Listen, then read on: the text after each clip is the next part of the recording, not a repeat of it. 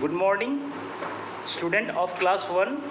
इस वीडियो में मैं आपको आपके इंग्लिश का लेसन नंबर 8 डायरेक्शंस दिशाएं, वो चैप्टर मैंने आपको पिछले वीडियो में पढ़ाया था और अब मैं आज इसको आगे पढ़ाने जा रहा हूँ।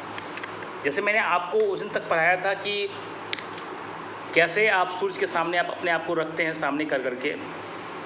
तो सुबह के समय जब सूर्य उदय होता है तो आपके सामने का हिस्सा पूरब होता है, आपके पीछे का हिस्सा पश्चिम होता है, वेस्ट होता है। आपके लेफ्ट हैंड जो आप स्ट्रेट खड़ा करते हैं तो वो नॉर्थ डायरेक्शन होता है, और राइट हैंड के आप खड़ा करते हैं ऐसे स्ट्रेट तो वो साउथ डायरेक्शन होता है। फिर मैंने आपको ये भी बताया था कि ईस्ट और वेस्ट एक दूसरे का अपोजिट डायरेक्शन है, नॉर्थ और साउथ एक दूसरे का अपोजिट डायरेक्शन है। अब आगे, ठीक है। In the morning the sun is in the east. ये कह रहा है कि सुबह में सूर्य जो है वो पूरब दिशा में है। In the evening it is in the west, और शाम के समय सूर्य पश्चिम दिशा में है। It moves from east to west. पृथ्वी जो है वो पूरब से पश्चिम की ओर घूमता है। But do you know the sun does not move. लेकिन क्या आप जानते हैं कि सूर्य बिल्कुल नहीं घूमता है, वो अपने जगह पे स्थिर होता है, ठीक है।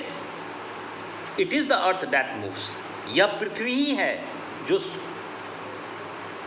घूमता है, जिसे हम दूसरे भाषा में बोलते हैं परिक्रमा करना। सूर्य जो है वो परिक्रमा करता है। It goes round and round. पृथ्वी जो है वो गोल और गोल घूमते जाता है।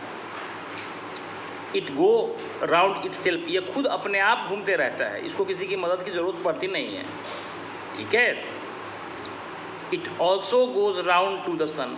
यह नाच रहा है, नाचते नाचते सूरज के भी चारों ओर वो चक्कर लगा रहा है। एक बार ये अपने एक्सिस पे घूमता है तो दिन रात होता है, 24 घंटा होता है। फिर ये घूमते रहता है तो आगे की ओर भी बढ़ते रहता है। एक सर्किल बना हुआ है सूरज के चारों ओर, ये चारों ओर सूरज के भी परिक्रमा कर लेता है। आप बड़े क्लास में पढ़ेंगे कि पृथ्वी जो है अपने एक्सिस पे, अपने अक्ष पे एक बार जब चारों ओर चक्कर लगाता है अपने आप, तो वो 24 आवर में होता है, दिन रात उससे होता है। और वही नाचते हुए फिर आगे की ओर बढ़ते चला जाता है, बढ़ते चला जाता है। तो जहाँ से शुरू करता है फिर वो घूम के जब वहाँ फिर आता है, 1 साल हो जाता है, 365 दिन हो जाता है। और उसी पूरे साल में आपको सारे मौसम, सारे सीजन्स आपको दिखने को मिल जाते हैं। तो जो 24 घंटे में जो घूमता है दैट इज़ कॉल्ड रोटेशन। और पूरे जो चारों ओर जो घूमते घूमते एक स्थान से फिर वहीं चला आता है, उसको बोलते हैं रेवोल्यूशन, ठीक है। आगे लिख रहा है but we don't feel this movement. लेकिन जो पृथ्वी जो है परिक्रमा कर रही है हम उसे महसूस नहीं करते हैं। It is because the earth is so big. यह इसलिए होता है कि पृथ्वी जो है बहुत बड़ा है। The sun is much bigger. सूर्य जो है और बड़ा है। But it looks small, so small. लेकिन सूर्य जो है वो छोटा दिखाई पड़ता है। छोटा क्यों दिखाई पड़ता है? It is because it is very far away from us. सूर्य जो है वो हम बहुत छोटा दिखाई पड़ता है क्योंकि सूर्य जो है हमसे बहुत बहुत दूर है। आपको मैंने शायद बताया भी था किसी वीडियो में, या इस वीडियो में नहीं, किसी और चैप्टर में, किसी और टॉपिक में मैंने बताया था कि आप किसी वस्तु को जितनी दूर से देखते हैं वो वस्तु उसी हिसाब से उतना छोटा होते चला जाता है। जैसे आप नीचे खड़े हैं अपने घर के, और कोई वस्तु अगर आपके सामने है, कोई आदमी खड़ा है, तो उसकी आप उसको उसके सही हालत में देखते हैं।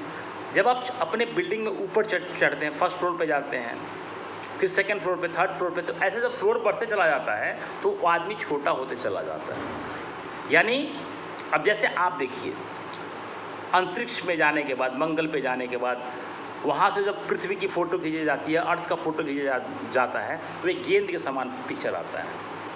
कितना बड़ा हमारा धरती है, लेकिन पिक्चर कैसा आ रहा है? एक छोटे से गेंद के समान आ रहा है। तो ये सिर्फ इसलिए होता है कि हमारा उस चीज़ से डिस्टेंस के वजह से ऐसा हो रहा है। तो सूर्य हमारे पृथ्वी से कई गुना बड़ा है, लेकिन कई गुना बड़ा होने के बाद भी वो हमें छोटा इसलिए दिखाई पड़ता है क्योंकि वो हमसे बहुत ज़्यादा दूर है।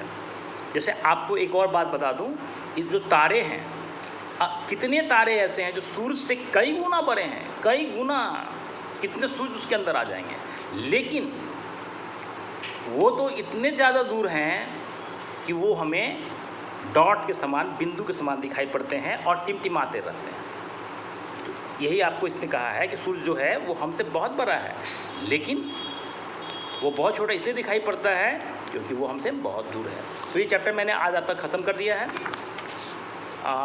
कल इसका मैं क्वेश्चन आंसर मैं डाल दूँगा, क्योंकि अब मैं इंग्लिश पढ़ाना मैं बंद कर रहा हूँ, क्योंकि आपका बस 2 ही चैप्टर बचा हुआ है और शायद कल से कंप्यूटर शुरू हो जाएगा आपका, उसके लिए आप तैयार रहिएगा। तो चैप्टर नंबर 2 आप पढ़ के रखेंगे, कल मैं आपको पढ़ाऊँगा, ठीक है? क्योंकि एक बार आप पढ़े रहेंगे तो फिर पढ़ाने के बाद आपको तो आसानी से समझ में आएगी। तो आपसे हम कल मिलते हैं कंप्यूटर और साइंस के चैप्टर में।